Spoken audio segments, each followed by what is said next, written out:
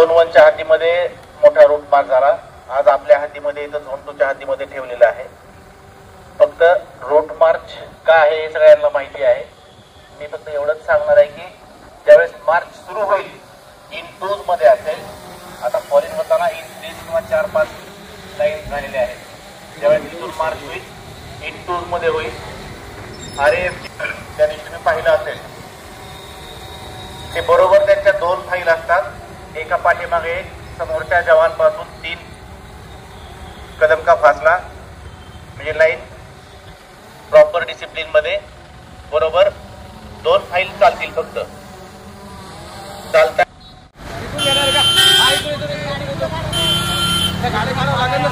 गाड्या निकालो ना आगे जाओ.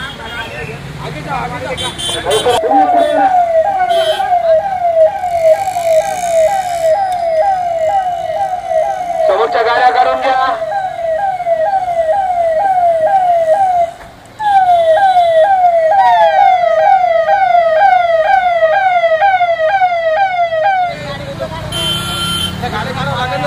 गाड्या निकालो ना आगे जाओ.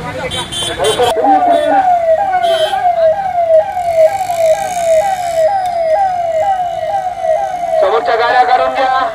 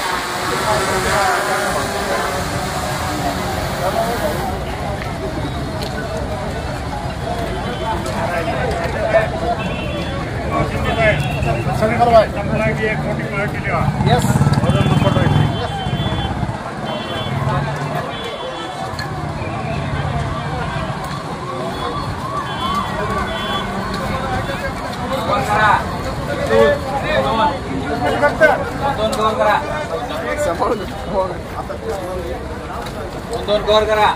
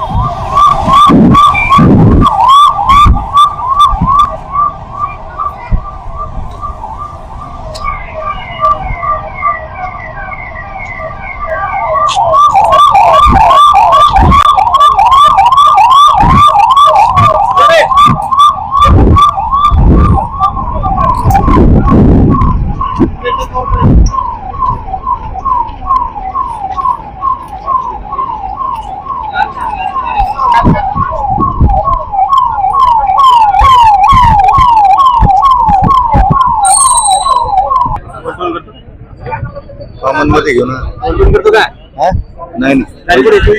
माझी गाडी पुढे.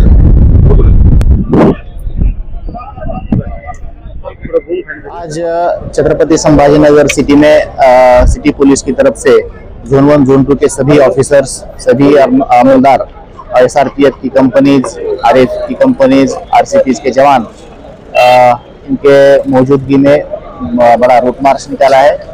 किसी भी इंसिडेंट के लिए छत्रपति संभाजीनगर शहर पुलिस पूरी तरह से तैयार है। पूरे शहर की कायदा व सुव्यवस्था, शांतता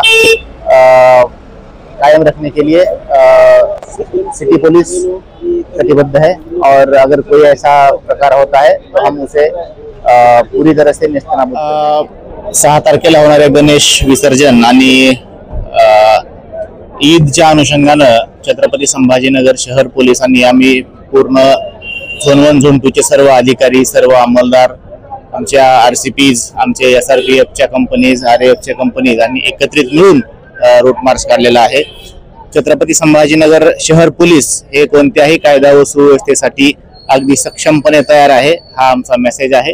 कुठल्याही शहरामध्ये गैरप्रकार होणार नाही आणि जर होत असेल तर तो आम्ही निश्चितपणे मोडून काढू। दोन सण मोठाले सोबत यायचे तर या अनुषंगाने आपण नागरिकांना काय आवाहन? नागरिकांना आमचं आवाहन हेच असेल की येणारे सर्व सण उत्सव, त्याच्यामध्ये गणेश उत्सव असेल, ईद असेल किंवा त्याच्यानंतर येणारे सर्व सण असतील, त्या सर्व उत्सवामध्ये, सर्व सणामध्ये छत्रपति संभाजीनगर शहर पोलीस तुमच्या सोबत आहे। प्रशासन ज्या तुम्हाला सूचना देईल त्याचं आपण पालन करावं। DJ ला बंदी आहे, DJ कुणीही वाजवणार नाही।